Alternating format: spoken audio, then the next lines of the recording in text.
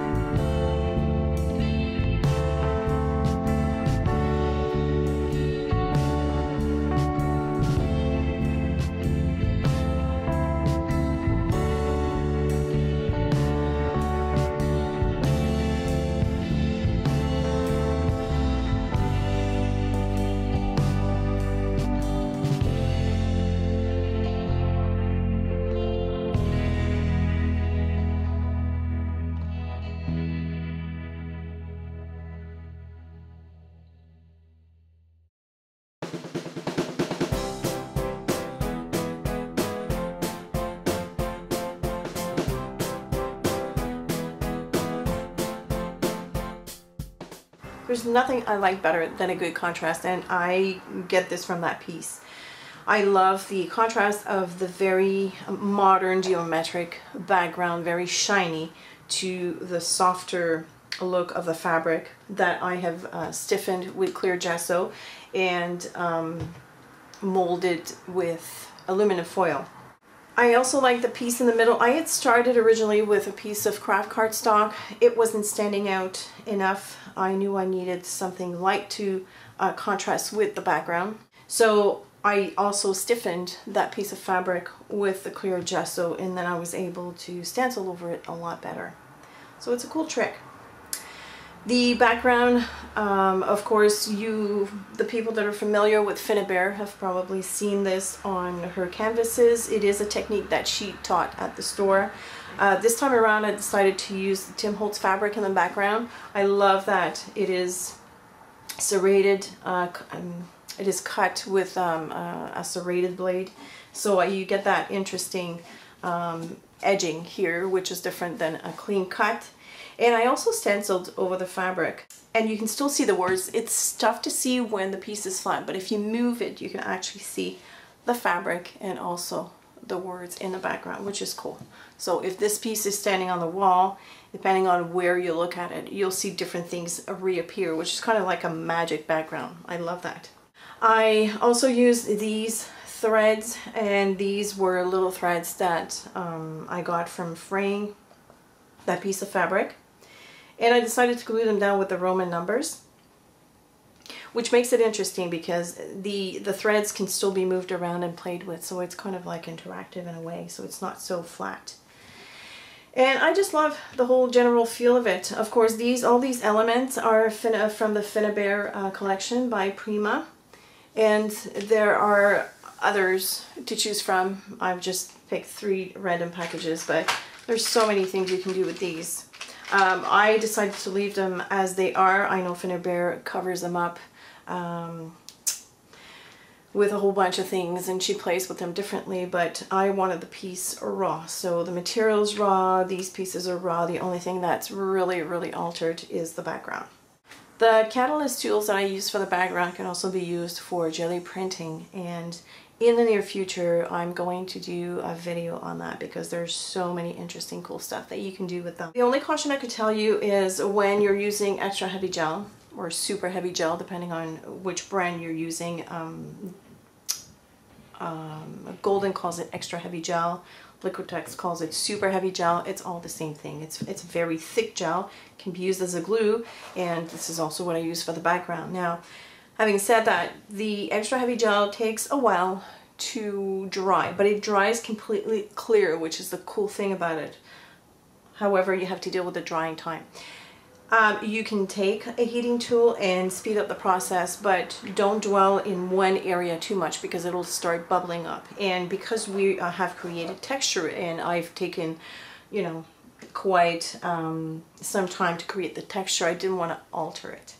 So one thing to keep in mind, but it glues beautifully. This thing is stuck. It's not going to go anywhere. All my elements are really nice and secure, which I love. You also have seen, I just want to show you inside these numbers. As you can see, I had a lot of gel, and now it's dried completely. So, cool thing. So that's it for today. I hope that you've enjoyed this tutorial. If you have any questions or comments, please leave them below, and I will see you on Tuesday.